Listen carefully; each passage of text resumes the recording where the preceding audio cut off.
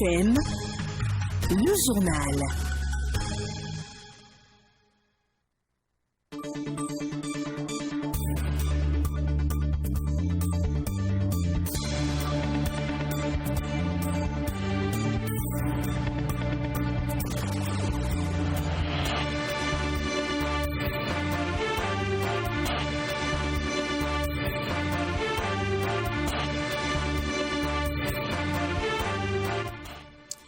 Bonjour à chacun et à tous et merci de nous rejoindre sur la grande édition de l'information de la mi-journée sur Diaspora FM. Au sommaire de ce journal, 40 nouvelles têtes ont intégré le cercle des chefs d'unité du scoutisme béninois. Ils ont reçu leur brevet international de chef d'unité dimanche 16 mai 2021 dans la commune d'Alada. Rencontre ce mardi entre le ministre du Tourisme, des Arts et de la Culture, les acteurs du théâtre et les journalistes culturels béninois. La création du CNT en remplacement du FITEB était au cœur des échanges.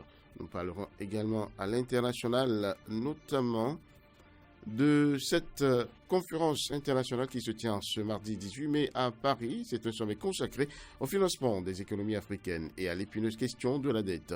Le sommet doit confirmer une dynamique impulsée l'an dernier par les pays du G7 et du G20. Mesdames et messieurs, voilà pour le sommaire de ce journal. Peggy Ludovic Daba.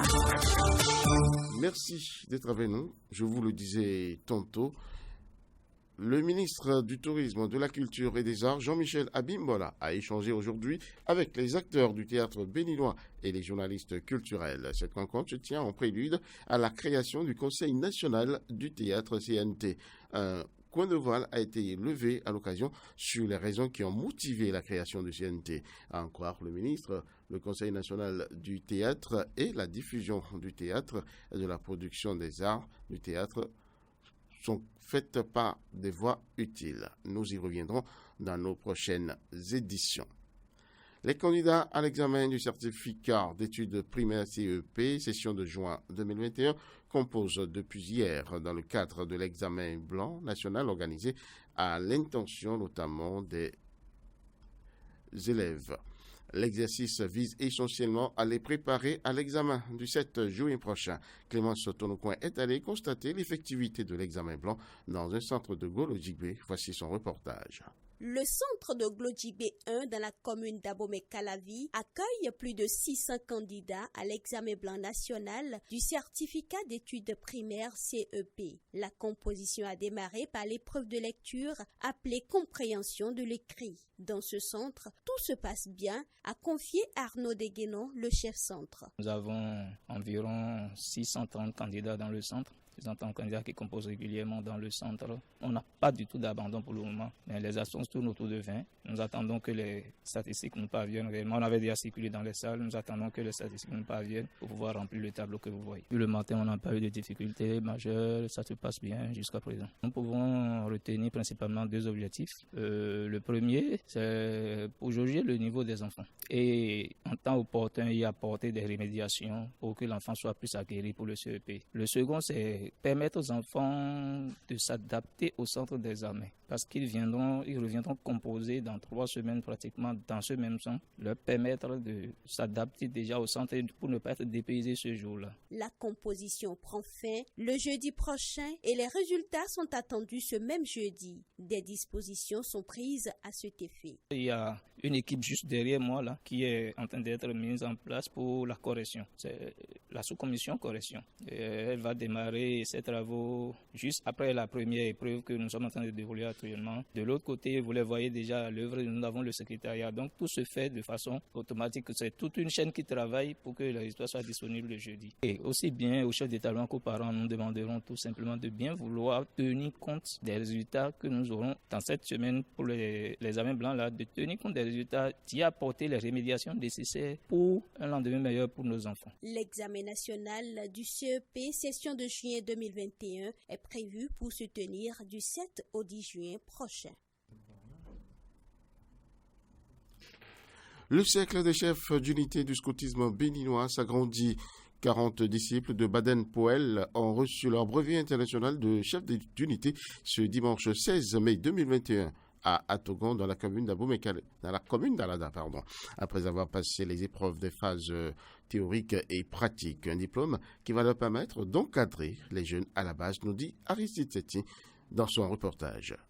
Ils sont au total 40 membres du scoutisme béninois à franchir toutes les étapes pour obtenir le brevet international de chef d'unité. Après la phase théorique tenue du 20 au 24 février 2021 à Paubert, ces stagiaires au bac de bois ont affronté toutes les épreuves de la phase pratique du 12 au 16 mai 2021 à Atogon, un arrondissement de la commune d'Alada. C'est le chef camp François Lokossou qui a mis un accent sur l'importance de la phase pratique. La deuxième phase, c'est la phase pratique. Comme on l'avait dit, cela suppose qu'on va faire 99% de pratique et 1% de théorie. On se bat pour que nous travaillions dans de bonnes conditions. Construction de huttes et montage de tentes, secourisme, cérémonie d'accueil et de promesses, organisation d'une activité nocturne sont entre autres des modules d'enseignement qui ont meublé ce stage. Après avoir salué le leadership des encadreurs et la discipline des stagiaires, la commissaire générale adjointe du scoutisme béninois, Evelyne Winsavi, a rappelé aux récipiendaires la mission qui reste à accomplir. À l'endroit de mes chers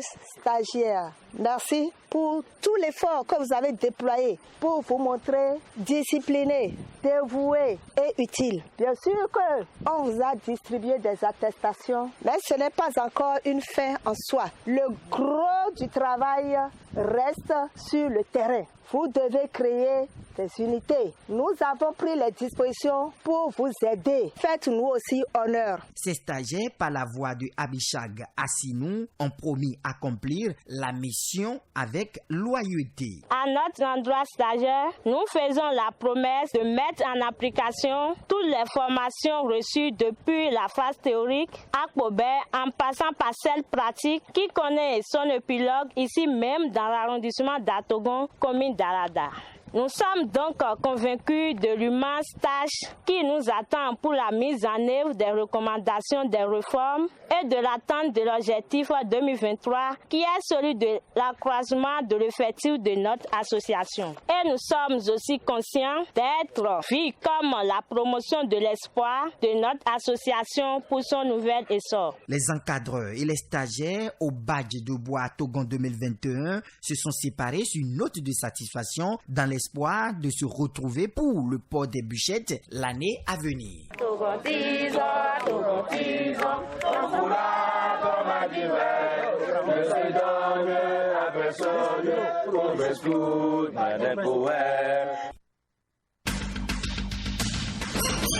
Les Béninois vivant aux États-Unis ont des kits de lavage de main, ont donné des kits de lavage de main à la commune.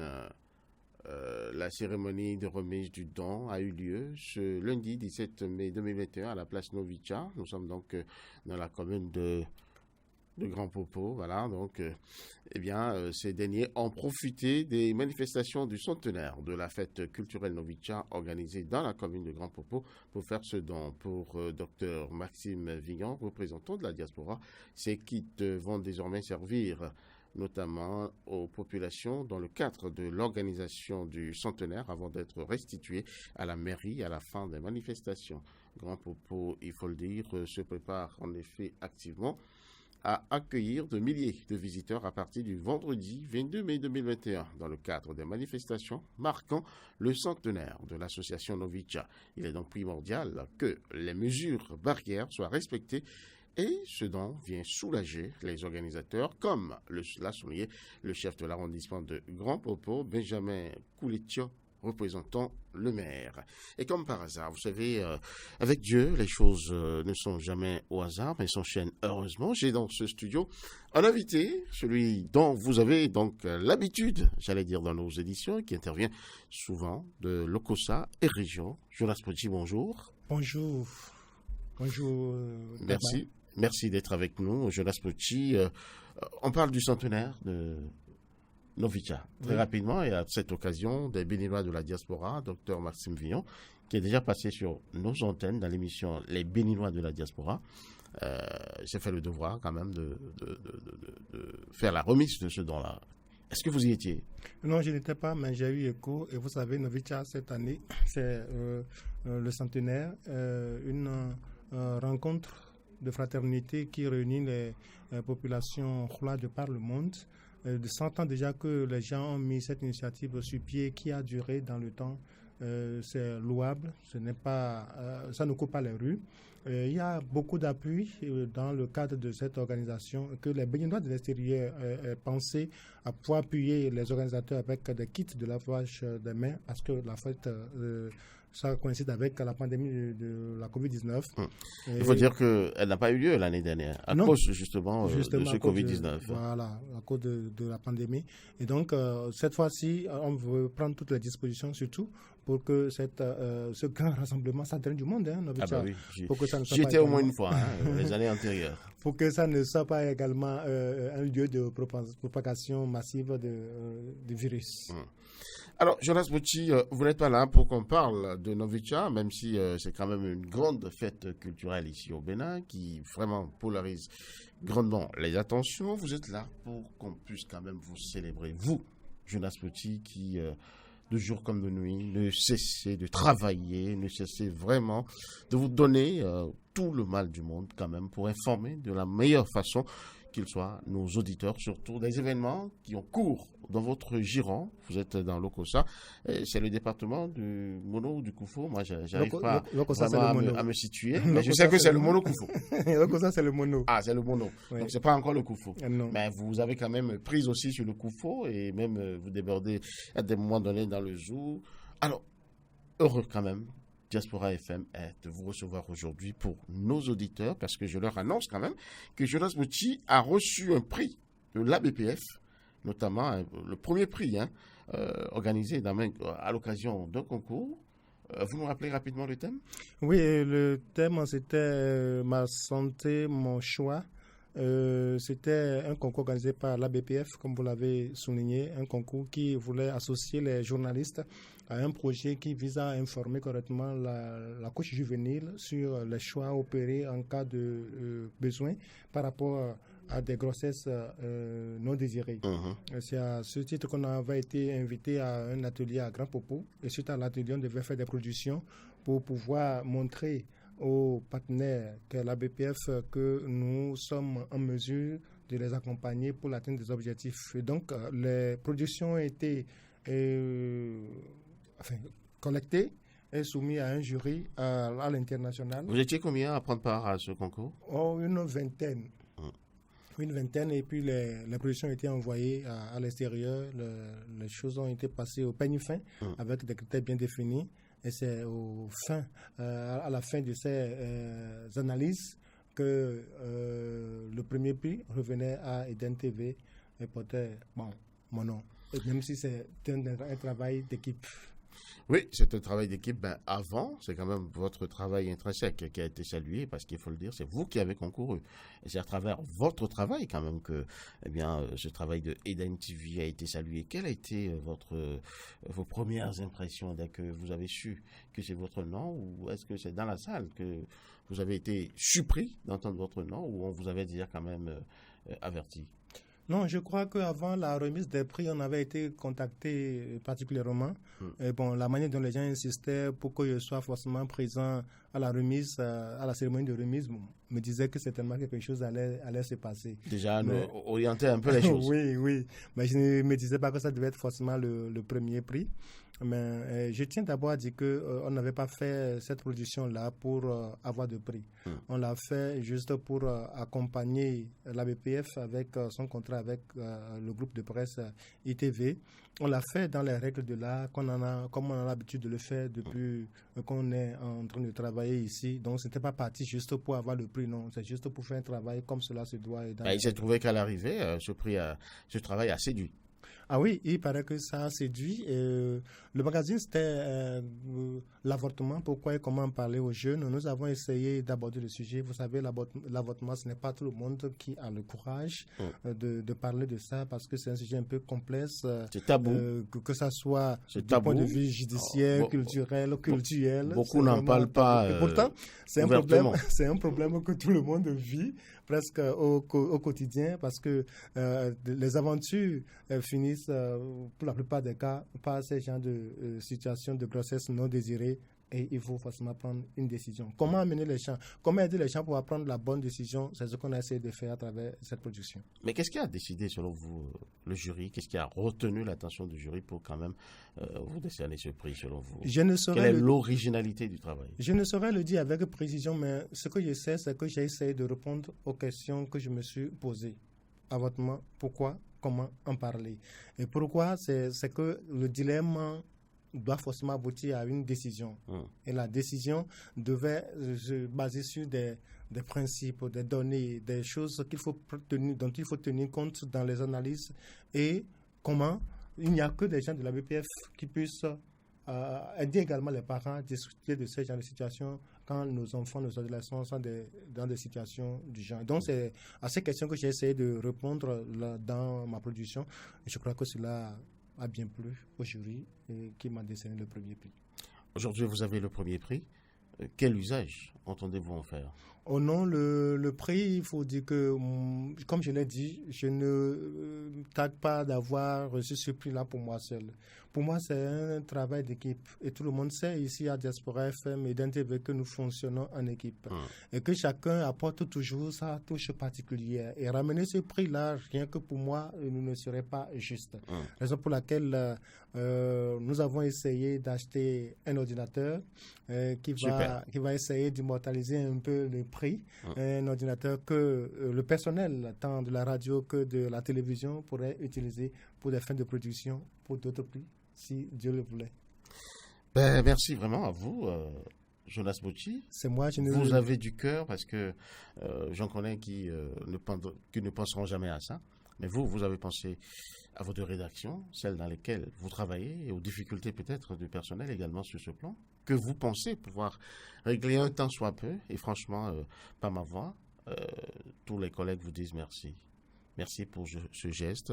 Merci pour, cet élan de cœur qui vous grandit, qui vous honore.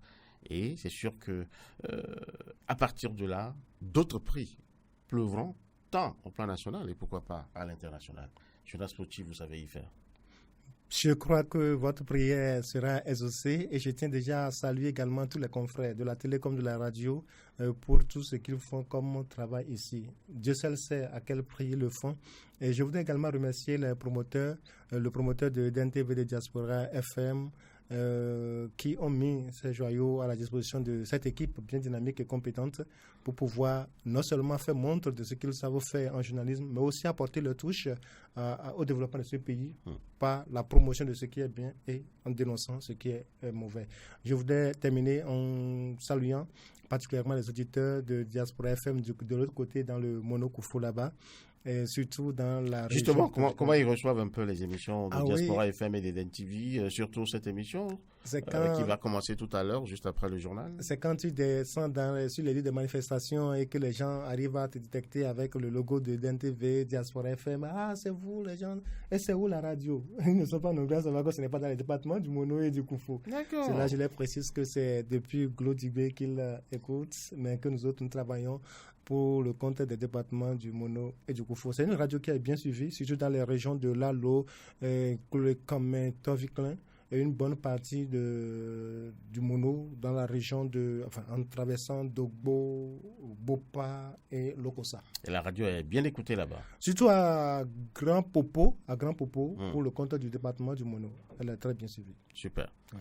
Alors, nous n'allons pas finir cet entretien sans recueillir de vous quelques conseils à l'endroit de vos jeunes confrères. Nous avons des stagiaires, il y a Dorcas qui est de l'autre côté qui vous suit, il y a d'autres qui sont peut-être dans les locaux ou à la maison en train de vous suivre. Les jeunes confrères, vous qui savez ou avez le secret quand même de décrocher des prix, parce qu'il faut le dire aux auditeurs, c'est pas le premier, et non le dernier, vous en avez beaucoup.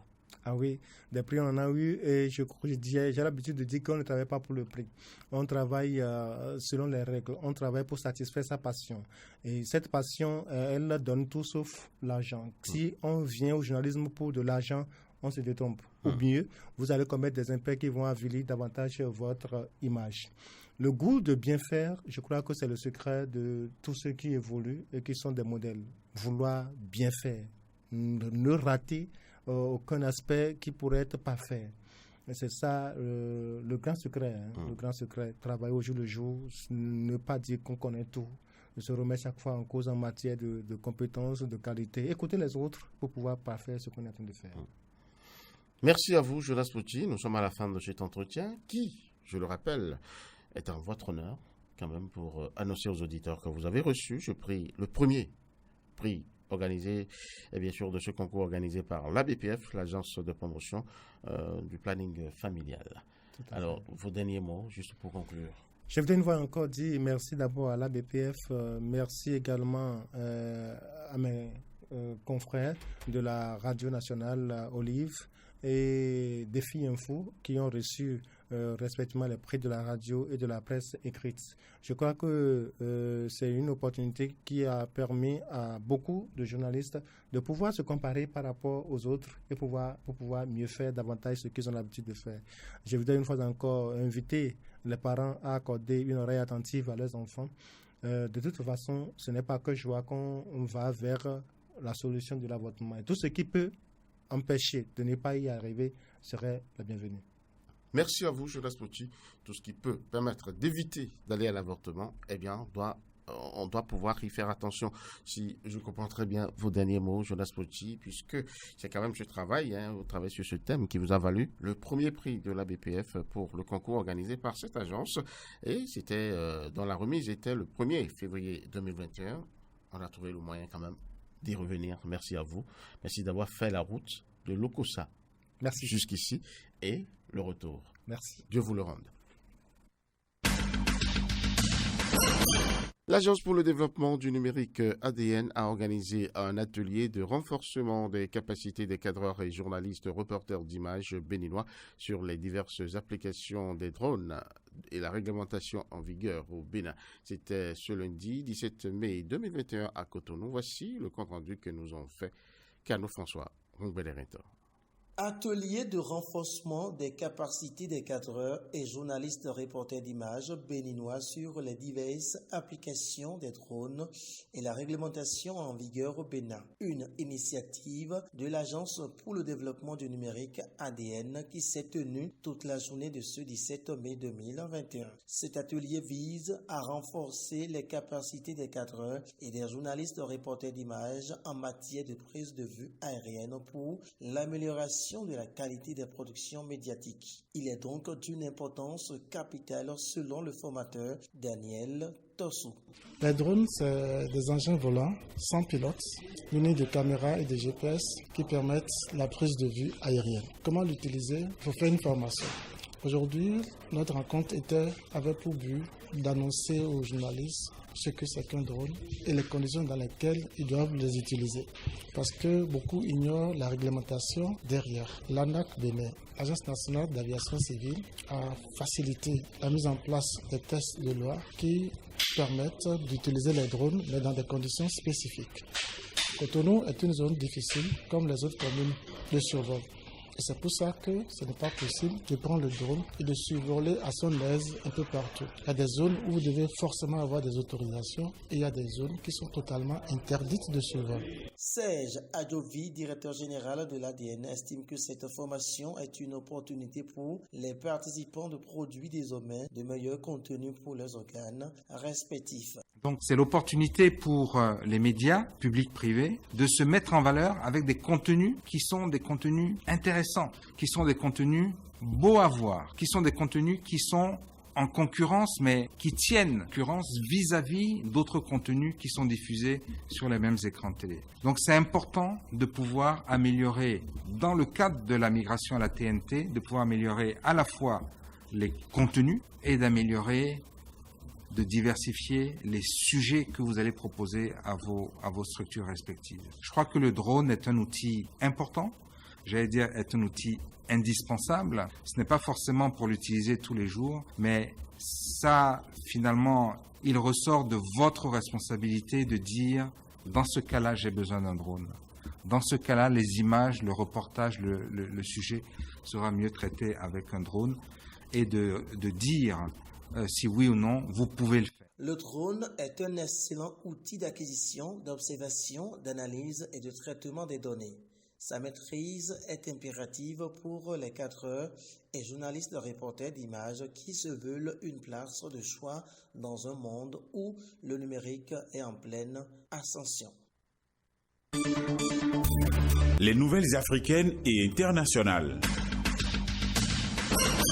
Au Mali, le premier jour de grève a été largement suivi ce lundi 17 mai, alors que les consultations sont en cours pour la formation d'un nouveau gouvernement. Le mot d'ordre de grève a été lancé par la principale centrale syndicale du pays, l'Union nationale des travailleurs du Mali, UNTM. Parmi les revendications figure l'harmonisation des salaires et des primes des travailleurs. L'État est en train de gratter le fond de la caisse pour réunir ce qu'il faut, mais l'idéal, ajoute autant côté officiel, est d'obtenir l'aide des syndicats qui menacent de déclencher bientôt une grève illimitée, un moratoire de bonne volonté interviennent pour apaiser la situation. En attendant, le pays entame ce mardi son second jour de grève et les responsables de l'Union nationale des travailleurs du Mali espèrent obtenir la même photo que au premier jour. Les Kenyans, eux, sont en colère toujours. Ils sont très mobilisés sur Internet. Depuis 2 mois environ, ils appellent le FMI à arrêter de prêter de l'argent, alors que ces prêts sont sans cesse détournés, dénoncent-ils. Malgré leur forte mobilisation, le Fonds monétaire international a accordé un nouveau prêt de 2,34 milliards de dollars pour éviter le surendettement du pays. Mais l'exaspération des Kenyans est à son comble et il le faut savoir, comme à leur habitude, à travers notamment les réseaux sociaux. Une pétition en ligne dénonçant le détournement continuel de ces fonds recueille aujourd'hui plus de 235 000 signatures. Il faut dire que les scandales de corruption ne manquent pas depuis le début de la pandémie. Et puis ce mardi 18 mai se tient à Paris un sommet consacré au financement des économies africaines et à l'épineuse question de la dette. La pandémie du Covid-19 a plongé l'an dernier le continent dans une récession sans précédent. Les pays africains ont besoin de financer leur relance, mais contrairement aux grandes puissances, ils n'ont pas les mêmes capacités. Le sommet de Paris doit notamment examiner les décisions prises par la communauté internationale à propos d'une réallocation de DTS, les fameux droits de tirage spéciaux. Le sommet de Paris s'inscrit dans une dynamique globale qui se poursuivra notamment avec une série de rencontres internationales comme le prochain sommet du G20 en octobre de cette année.